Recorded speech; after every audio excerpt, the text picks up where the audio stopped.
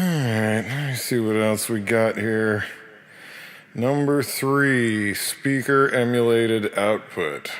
This output emulates the tonal characteristics of a guitar speaker cabinet and provides a natural valve overdrive tone for connection to a recording device or mixing desk.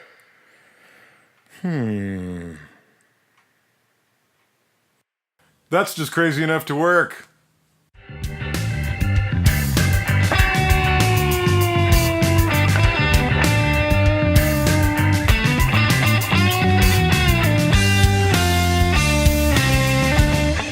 Hey everyone, welcome to Pawn Shop to Jaw Drop, and today I want to talk about a trend I'm seeing in less expensive amplifiers. That trend is speaker-voiced direct outs. Now, I have seen this on several amps. The two that come to my mind immediately are the PV6505 Mini Head and the Blackstar HT-5. There are others, but they're not coming to mind. I actually own a couple of Blackstar HT-5s, so that's what I'm going to show you today. I don't really think this is a bad idea. I think if you're recording at home and, you have children or you have kind of overbearing people like parents that you live with and you can't make a lot of noise, I think being able to record direct is great. Line 6 has done so much to make that an acceptable thing to do, but it seems like being able to do it with an actual tube preamp and tube power section is even better. I mean, that's what the Two Notes Torpedo stuff is all about, right? So I think including this feature on inexpensive amps is awesome. The burning question is, what does it sound like? I don't know. Let's try it. Today, we're going to be using one of my Blackstar HT-5s, using the speaker voice direct out. I am going to use this Paul Reed Smith SE Custom 22. Now, this guitar is not something you'll be seeing on the channel an awful lot. It's kind of over budget. I try to do only guitars that I bought and fixed up for at or under $600. This guitar cost a little more than that, so this is probably not going to be a regular feature on the channel. However, it is the only guitar I own that is bone stock. It's the only one I've ever bought that I didn't immediately take apart and start messing with. So I am recording out of the direct out, and here I'll show you how I've got that set up. Okay, so this is the top of my HT-5. This is one of the old ones with the 10-inch speaker. I also have another one with two 10-inch speakers, but this is the one we're going to be using today. If you look on the top at the control panel, you'll see there's two 1/4-inch jacks. One for your guitar, and the other is a headphone out. That's also the emulated output. You'll see right next to it, there's a switch to select between a 4x12 voicing or a 1x12 voicing. I typically like the 1x12 voicing, but you can be your own boss on that. The inherent problem here is that this is 1/4-inch. So in order to make that work, you're going to need a direct box.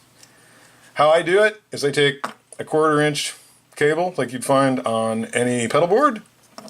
I plug one end of that into the headphone jack, the other end into my parallel input on my direct box, and then I've got an XLR that I can plug into my interface.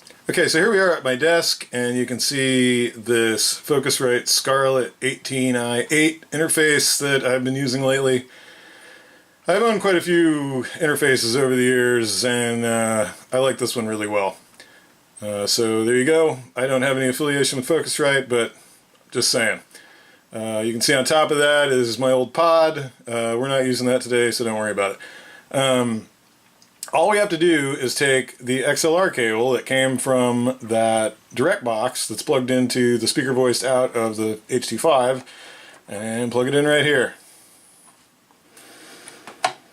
Now we can set the gain to taste.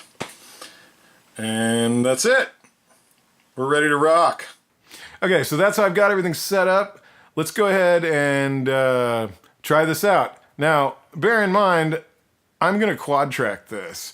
Anytime you're doing, rock guitars or heavy guitars, I would suggest quad tracking or double tracking, and I will make a video on how to do that because it's a bit of a larger subject that really kind of needs its own video. But just know that in this audio example, I'm actually quad tracking everything. So know that and love it.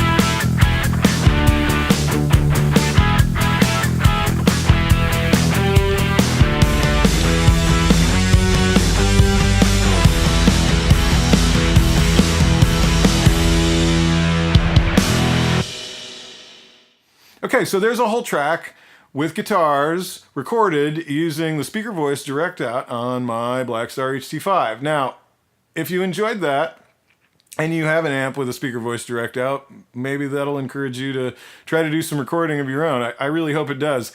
If you don't have an amp with a speaker voice direct out, next time you're in the market for an amp, maybe that feature will have more value for you having heard this. If you didn't like it and you think it doesn't sound good at all, well then now you know that's a feature you don't need.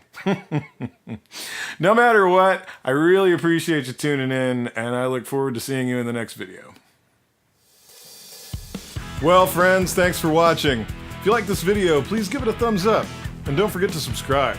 You can head over to pawnshop2jaw-drop.com for even more content. But while you're here, here's another video you might like. This is Brendan saying we'll see you next time on